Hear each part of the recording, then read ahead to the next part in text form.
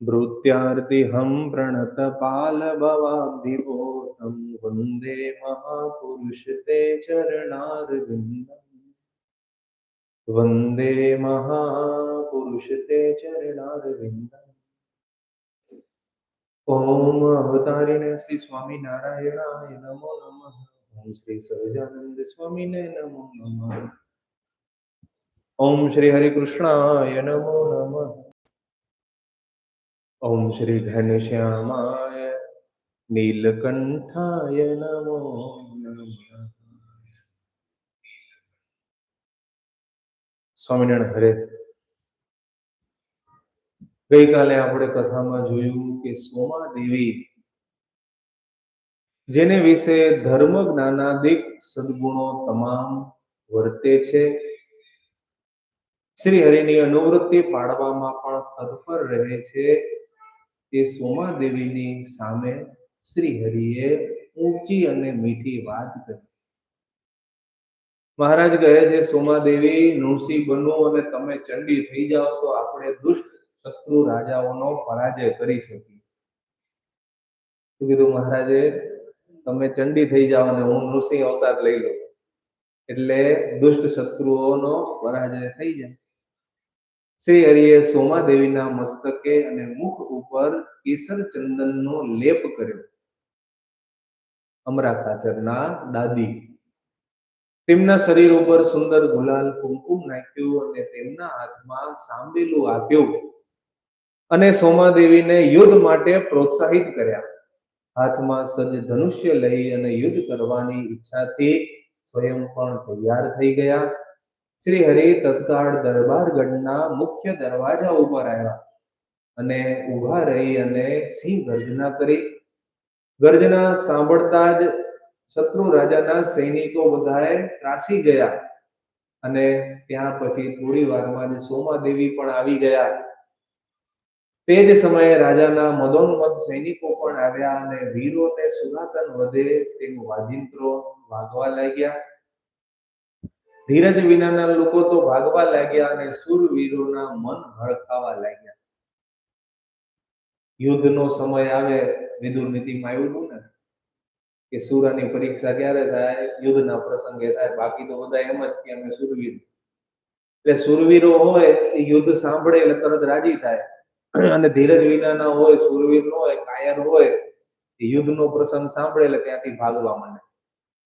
તે સમયે તમારા પિતા દાદા ખાચરના પક્ષમાં જે કોઈ પણ ક્ષત્રિય વીર યોદ્ધાઓ હતા તે બધાએ શ્રી હરિને નૃસિંહ રૂપે દર્શન કરી અને જોયા.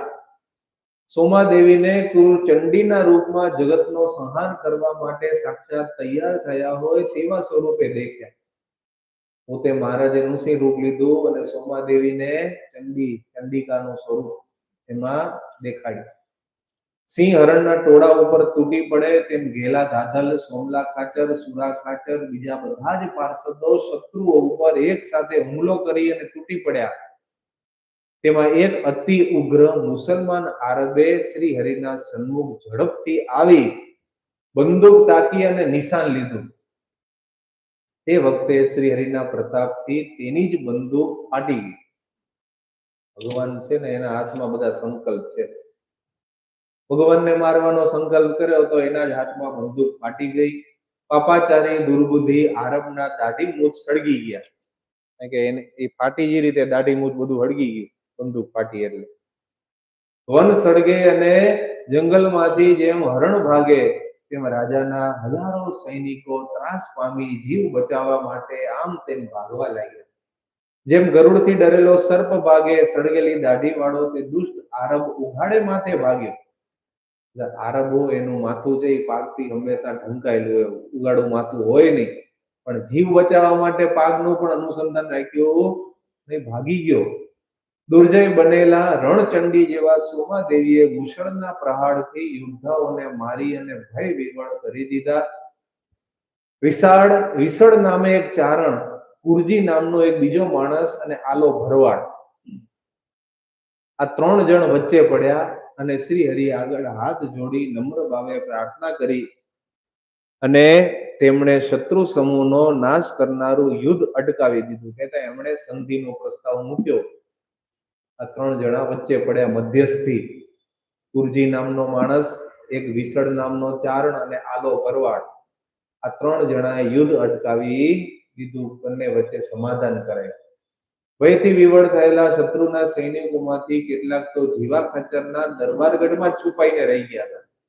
કે જીવા ખાચરનો ઇનડાયરેક્ટ સપોર્ટ હતો, એટલે એ લોકો જીવા ખાચરના દરબારગઢમાં જઈને છુપાઈ ગયા. ગુણને જાણનારા શ્રી હરિ તે વખતે સોમાદેવી ઉપર ખૂબ જ રાજી થઈ ગયા. યોગીઓ જેનું ધ્યાન કરે છે, આવા શ્રી હરિએ રાજીપા સ્વરૂપે પોતાના બંને હસ્તકમળ સોમાદેવીના મસ્તક ઉપર મૂક્યા. શ્રી હરિ આલા ભરવાડ ઉપર પણ રાજી થયા. પછી શ્રી હરિએ પોતાના આશ્રિત સર્વ વીર ભક્તોને યુદ્ધ કરતા રોક્યા. સોમાદેવીને અનેક પ્રકારના શસ્ત્ર ધારી રહેલા પાર્ષદોને પણ દરબારગઢની રક્ષા કરવાની આજ્ઞા આપી કે હવે તમે પાછા દરબારગઢ જાઓ. શ્રી હરિએ 10 સુરા ઘોડે સવારો 50 શસ્ત્રધારી પાર્ષદોને પોતાની સાથે ચાલવાની આજ્ઞા કરી. તમારે મારી સાથે રહેવા. નાનખાચર નામે પાર્ષદ માણકી ઘોડી લાવ્યા. ચતુરતા ભરેલી ચાલતી ચાલતી પલાણ મૂકીને તૈયાર કરાયેલી માણકી ઘોડી ઉપર શ્રી હરિ આરૂઢ થયા અને ઘોડે સવારો પાર્ષદોને સાથે ગઢપુર ગામના લોકો જોઈ રહ્યા છે એ રીતે ચાલતા ચાલતા જીવા ખાચરના દરબારગઢમાં આવ્યા. ત્યાં જઈ મહારાજ ખીજાયેલા, ઊંચેથી પડકાર કરી અને જીવા બાપુને બોલાયા. સમયોચિત સારી રીતે કહી શકાય તેવું પ્રતાપભર્યું વચન પણ કહ્યું કે હે જીવા ખાચર, આ તમારું કપટ ભરેલું કામ અત્યંત અશુભ છે, ઘણું ખરાબ છે, છતાં અત્યારે હું દયા લાવી અને તમને મારતો નથી અને તમારા અપરાધને હું સહન કરું છું. એનું જો કોઈ કારણ હોય તો તમારી 2 દીકરી છે. શું કીધું મહારાજે? તમારા અપરાધને હું માફ કરું એવું છે નહીં, પણ તમારી 2 દીકરીની ભક્તિ મને આડી આવે છે, નહીંતર આજે તમને મારી નાખે. અમુલાબા અને અમરીબા, આ તમારી 2 દીકરીઓ મારા સ્વરૂપમાં અનન્ય ભક્તિ નિષ્ઠાવાળી છે. મહિલા ભક્તોમાં શ્રેષ્ઠ છે, ધર્મ જ્ઞાન વૈરાગ્ય સદગુણોથી સંપન્ન છે. તમે મારા શત્રુઓમાં ભળી ગયેલા હોવા છતાં પણ તમારી 2 દીકરીઓના લીધે જ હું તમને કાંઈ કરતો નથી, નહીતર આ તલવારથી હમણાં જ તમારા અંગોને કાપી નાખ. આટલું વચન કહી શ્રી હરિ ઘોડે સવારો પાર્ષદોને સાથે લઈ અને પીપળાવાડીએ વધાર્યા. બજારમાં ગઢપુરના નગરજનોએ પણ શ્રી હરિના દર્શન કર્યા. પીપળાવાડીએ શ્રી હરિ પધારી અને અનેક પ્રકારના ભોજનનો થાળ જમ્યા અને પછી ઘોડે સવારો અને પાર્ષદોની સાથે સારંગપુર પધાર્યા. શ્રી હરિની સાથે શત્રુભાવ રાખનારા દુષ્ટ બુદ્ધિના ઘણા લોકોને તો મૃત્યુના ત્રાસના ભયથી ઝાડા ઉલટી થઈ ગયા અને કેટલાકની તો દવાઈ ન થઈ, ઝાડા ઉલટીમાં જ મરી ગયા. જે બધા શત્રુઓ હતા, ભગવાન છે ને એ હથિયાર હાથમાં ધારણ કરતા નથી, પણ સંકલ્પથી જ અધર્મનો ભાર પૃથ્વી ઉપરથી દૂર કરી દે. એટલે ભગવાને શું કર્યું? ઝાડા ઉલટી નામના રોગનું નિમિત્ત બનાવી અને અસુરોનો સંહાર કરાવી નાખ્યો. એટલે એમ પણ ન કહેવાય કે ભગવાને માર્યા, રોગથી મરી ગયા, પણ એમાં સંકલ્પ કોનો હતો? ભગવાનનો સંકલ્પ હતો. શ્રી હરિના આ રીતની પીડા હારી ચરિત્ર મેં તમારી આગળ જે કહ્યા, આ ચરિત્રને જે કોઈ પણ યાદ કરે, બીજા આગળ કહે અથવા તો હેતથી સાંભળે, તે મનુષ્ય જન્મ મરણના સંસાર ભયથી મુક્ત થઈ જાય. ત્યાર પછી ચૈતન્યાનંદ સ્વામી બીજો એક ગઢપુરનો પ્રસંગ કહે છે કે એક સમયે સદગુરુ રામાનંદ સ્વામીના સૌથી પહેલા શિષ્ય અને સંપ્રદાયના સૌથી પહેલા સાધુ ભાઈ રામદાસ સ્વામી અતિશય બીમાર થયા. એટલે તમારા પિતા દાદા ખાચર છે એ સાધુની સેવામાં પ્રીતિવાળા હતા. એટલે દાદા ખાચર તરત જ પોતાના દેહની પરવા કર્યા વગર સારંગપુરથી ગઢપુર આવી ગયા. ભાઈ રામદાસ સ્વામીની સંભાળ લેવા માટે, ખબર અંતર પૂછવા માટે તેમની પાસે ગયા. એમના સ્વાસ્થ્ય સંબંધી સમાચાર પૂછ્યા અને ત્યાં તેમણે દાદા ખાચરને એમ કહ્યું કે સ્વામિનારાયણ ભગવાન અત્યારે ક્યાં છે? ત્યારે દાદા ખાચરે કહ્યું કે સ્વામી મહારાજ તો અત્યારે કારિયાણી છે. રામદાસ સ્વામી કહે છે કે આવતીકાલે એકાદશીના દિવસે મારે ધામમાં જવાનું છે. તો કેવા સમર્થ! રામાનંદ સ્વામીના પહેલા શિષ્ય સાધુ, સંપ્રદાયના પહેલા સાધુ ભાઈ રામદાસ સ્વામી તો કહી દીધું દાદા ખાચરને કે આવતીકાલે મારે ધામમાં જવાનું. તેથી મારા મનમાં શ્રી હરિના છેલ્લે દર્શન કરવાની ઉત્કંઠા છે. માટે મહારાજને તમે કઈ યુક્તિ કરીને ગઢપુર બોલાવો. એટલે દાદા ખાચરે રાઠોડ ધાદલને મોકલ્યા કારિયાણી શ્રી હરિને તેડવા માટે. રાઠોડ ધાદલ તૈયાર થયા, ઘોડી ઉપર બેઠા અને ઘોડી ઝડપથી દોડાવી અને જલ્દી કારિયાણી પહોંચી ગયા. શ્રી હરિને પગે લાગ્યા, સભામાં વાત કરી કે મહારાજ આપના ભાઈ રામદાસ સ્વામી શરીરે ખૂબ બીમાર છે અને એમની અંતિમ અવસ્થા. તેઓએ એક સંદેશ મોકલાવ્યો છે એ હું તમને કહું છું કે આવતીકાલે એ પોતાનું શરીર છૂટી જશે એવું દાદા ખાચરને કહે છે અને આપના દર્શન કરવાની અંતકાળે એમને અતિશય ઈચ્છા છે. માટે આપ તત્કાળ ગઢપુર ચાલો. દાદા ખાચરે પણ આપને કહેણ મોકલાવ્યો છે. તરત જ મહારાજ માણકી ઘોડીને તૈયાર કરાવી અને પાછા ગઢપુર આવવા માટે તૈયાર થયા. દરબારગઢમાં આવી માણકી ઉપરથી નીચે ઉતરી અને સફેદ રૂમાલ પોતે જમણા હસ્તકમળમાં હલાવતા હલાવતા ભાઈ રામદાસ સ્વામીની ઓરડીમાં આવ્યા. સ્વામી તો ધ્યાનસ્થ હતા અને અંતિમ અવસ્થાઓ એટલે બારે તમે કઈ એને બોલાવો ને તેને કઈ ખબર પડે એટલે મહારાજે 3 વાર કીધું ભાઈ સ્વામી, ભાઈ સ્વામી, ભાઈ સ્વામી, પણ સ્વામી છે એ સમાધિમાંથી ધ્યાનમાંથી બહાર ન આવ્યા. 4થી વાર મહારાજે ઊંચે અવાજે કીધું ભાઈ રામ સ્વામી, તરત જ પછી સ્વામી ધ્યાનમાંથી બહારે આવ્યા. મહારાજને પ્રણામ કર્યા અને ભાઈ રામદાસ સ્વામીની દ્રષ્ટિ મહારાજની મૂર્તિમાં સ્થિર હતી. ભાઈ રામદાસ સ્વામી છેલ્લી પ્રાર્થના કરે છે કે હે દયાનિધિ, આ મારા પ્રારબ્ધ રૂપ શરીરનો અંતકાળ આવી ગયો છે. મારા કર્મ પૂરા થઈ ગયા છે. માટે હવે મારે આ બધા ત્યાગી સંતોને અને ગ્રહસ્થ હરિભક્તોને એક મારા અંતરની વાત કહેવી છે. માટે મહારાજ આપ જલ્દીથી પરમહંસોને અને હરિભક્તોને અહીંયા બોલાવો. ભાઈ રામદાસ સ્વામીએ કીધું એટલે તરત જ મહારાજે બધાને ત્યાં બોલાવ્યા. સંતો અને ગ્રહસ્થ હરિભક્તો આવ્યા. શ્રી હરિને અને રામદાસ સ્વામી સૌથી સિનિયર સંત હતા એટલે એમને પગે લાગી અને બધા બેઠા.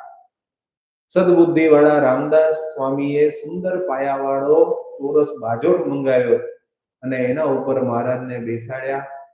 શ્રી હરિને ઉન્મદ ગંગાના નીરથી સ્નાન કરાવ્યું, શ્વેત ધોતિયું ધારણ કરાવ્યું અને પછી પ્રેમથી હૃદયમાં એમનું ધ્યાન કર્યું. કંઠમાં સુગંધી પુષ્પના હાર પહેરાવ્યા, કેસર ચંદનની અર્ચા કરી, આરતી કરી અને પ્રણામ કર્યા અને પછી સર્વ સંતોને ભલામણ કરી કે હે સંતો, હે ભક્તો, હું જે તમને વાત કરું છું એ તમારા હિતની વાત છે. આ વાત મેં તમને ક્યારેય કરી નથી. હે સંતો, જ્યારે પહેલા આ શ્રી હરિને શ્રી કૃષ્ણના સમાન ગણાવતા ત્યારે તે વાત બરાબર નથી એમ મેં પૂર્વે ક્યારે પણ તમારી આગળ કહ્યું નહોતું. પણ જ્યારે શ્રી હરિને શ્રી કૃષ્ણ કરતા પણ અધિક કહેતા ત્યારે હું વાત ન માનતો અને એમ કહેતો કે સાકરનું નાળિયેર હોય તો એ બધાય એક સરખા જ વિષ્ટ હોય, એમાં કઈ ભેદ હોય નહીં. એમ ભગવાનના અવતારો પણ બધાય સરખા હોય, એમાં અધિક ન્યૂન ભાવ કે ભેદભાવ કરવો જોઈએ નહીં. આવી રીતે ભાઈ રામદાસ સ્વામીની પહેલા એવી સમજણ હતી. અંતકાળે એની સમજણમાં ફેર થાય છે. પછી શ્રી કૃષ્ણ ભગવાને સાક્ષાત મને પ્રત્યક્ષ દર્શન આપ્યા. ઉદ્ધવજીના અવતાર અને આપણા સૌના ગુરુ, સર્વ સદ્ગુણે સંપન્ન રામાનંદ સ્વામીએ પણ મને પ્રત્યક્ષ દર્શન આપ્યા. મારી ભક્તિથી પ્રસન્ન થઈ અને આ બેના મને પ્રત્યક્ષ દર્શન થયા. આદર ભાવથી મેં વંદન કર્યા અને ત્યારે એમણે મને કહ્યું કે હે યોગી વર્ય ભાઈ રામદાસ સ્વામી, આ શ્રી હરિ સાક્ષાત પરાત્પર પરબ્રહ્મ પુરુષોત્તમ નારાયણ છે. સર્વ અવતારના હેતુ છે, સર્વ કારણના કારણ, કાળ માયા વગેરેના નિયંતા છે. માટે જો તમે સ્વામિનારાયણ ભગવાનને સર્વ અવતારથી પર, સર્વ કારણના કારણ જાણશો, એવો જો તમારો નિશ્ચય થશે તો જ તમારું આત્યંતિક કલ્યાણ થશે. એ વગર તમારું આત્યંતિક કલ્યાણ થશે નહીં. કોણે કીધું? રામાનંદ સ્વામી અને સાક્ષાત શ્રી કૃષ્ણ ભગવાને ભાઈ રામદાસ સ્વામીનું આત્યંતિક કલ્યાણ થાય, એમનો અંતકાળ ન બગડે એના માટે એને છેલ્લે આ વાત કરી. પછી બંને અંતર્ધાન થઈ ગયા અને ત્યારથી આરંભી અને આ જ દિવસ પર્યંત શ્રી હરિને હું સર્વ અવતારોના કારણ અવતારી માનું છું. આમાં જો હું ખોટું લગાર પણ કહેતો હું, કાલ્પનિક વાત તમારી આગળ કરતો હું, તો આ સમગ્ર 500 પરમહંસોના સમ છે અને આખા બ્રહ્માંડને ભાંગવાનું પાપ મારા માથે. બે આવી રીતે બાંયધરી આપી. રામદાસ સ્વામીએ ત્યાર પછી શ્રી હરિના બંને ચરણ કમળને પોતાની છાતી ઉપર લીધા, હાથમાં લીધા અને હસતા હસતા શ્રી હરિ કહે છે કે સ્વામી, તમે કલ્યાણની ક્યાં ચિંતા કરો છો? આપણે બંને તો ગુરુ ભાઈઓ છીએ, તેથી હું તમારી મોટાઈને સારી રીતે જાણું છું.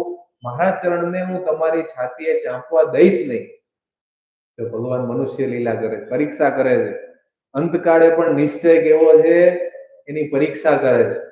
તરત જ રામદાસ સ્વામીએ મહારાજને બે હાથ જોડ્યા અને કહ્યું કે હે પ્રભુ, મનુષ્ય લીલા ન કરો. આપ ગુરુના પણ ગુરુ છો, સાક્ષાત પુરુષોત્તમ નારાયણ છો.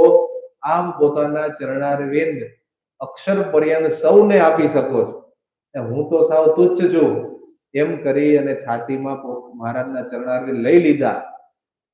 મહારાજે ખૂબ વાત્સલ્ય ભાવ દેખાડ્યો અને એમને માટે સ્પેશિયલ સાકરની રાબ તૈયાર કરાવી.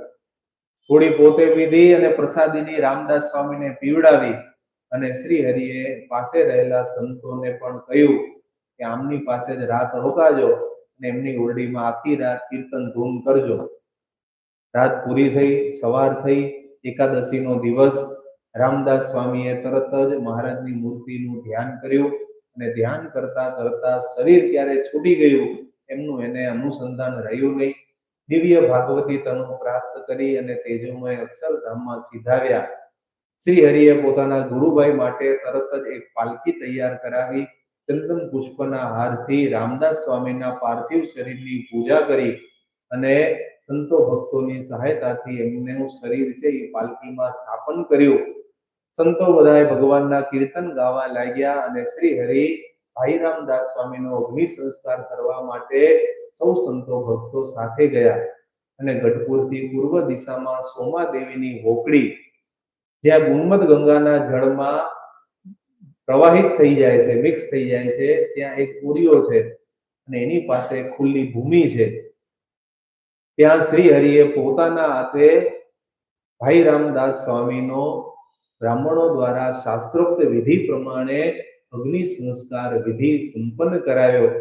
શ્રી હરિ કાયમ એમના સદગુણોની પ્રશંસા કરતા અને સંતોને એમ કહેતા કે રામદાસ સ્વામી જેવા ધર્મ, જ્ઞાન, વૈરાગ્ય વગેરે સદગુણોથી સંપન્ન સંત પૂર્વે કોઈ થયા નથી અને ભવિષ્યમાં પણ થશે નહીં. એમણે માની જેમ સત્સંગીઓનું અને સંતોનું પોષણ કર્યું છે. એમને વિશે અવતારોના જેવું ઐશ્વર્ય હતું, આત્માનો સાક્ષાત્કાર થયેલો છતાં પણ એ નિર્મળીપણે સત્સંગમાં રહેતા હતા. આવા અનેક સદગુણો રામદાસ સ્વામીમાં હતા અને આવું એમનો ચમત્કાર ઐશ્વર્ય હતું. આવી રીતે સર્વ સંતો હરિભક્તો પણ રામદાસ સ્વામીના પ્રશંસાના શબ્દો સાંભળી અને રાજી થયા અને રામદાસ સ્વામીનું મહાત્મ્ય પાછળથી બધાએ ઘણું સમજ્યું. હતા ત્યારે કઈ મહિમા હતો નહીં, પણ ધામમાં ગયા પછી ભાઈ રામદાસ સ્વામીનો મહિમા બધાને સમજાણો કે આ તો આવા સંત હતા. પછી બધા સંતો શ્રી હરિને પગે લાગ્યા અને બધા મહારાજની સાથે ઉમદ ગંગામાં સ્નાન કરવા માટે ગયા. કારણ કે અગ્નિ સંસ્કાર કરે એટલે સ્નાન કરવું પડે. સ્નાન કરી પાછા દરબાર ગઢમાં આવ્યા અને મહારાજ સીધા ક્યાં આવ્યા? ભાઈ રામદાસ સ્વામીની ઓરડીમાં આવ્યા અને ત્યાં ગુણાનુવાદ સભા કરી. ભાઈ રામદાસ સ્વામીના સત્સંગના સદગુણોની વાત, એમના સાધુકાના લક્ષણોની વાત એ બધી કરાવી. બારસનો દિવસે લાડુબાએ સંતો હરિભક્તોને રસોઈ કરાવી અને જમાડ્યા. અને આવી રીતે શ્રી હરિએ પોતાના ગુરુભાઈ રામદાસ સ્વામીનું આત્યંતિક કલ્યાણ કર્યું. સહજાનંદ સ્વામી મહારાજની જય. શ્રીપતિમ શ્રીધરમ સર્વદેવેશ્વરમ ભક્તિ ધર્માત્મજમ વાસુદેવમ હરિમ માધવમ કેશવમ દામોદરમ કારણમ સ્વામિનારાયણમ નીલકંઠમ ભજે. સહજાનંદ સ્વામી મહારાજની જય. સ્વામિનારાયણ નારાયણ નારાયણ,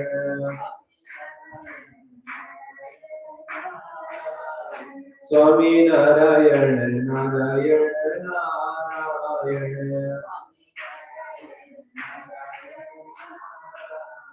સ્વામિનારાયણ સ્વામિનારાયણ,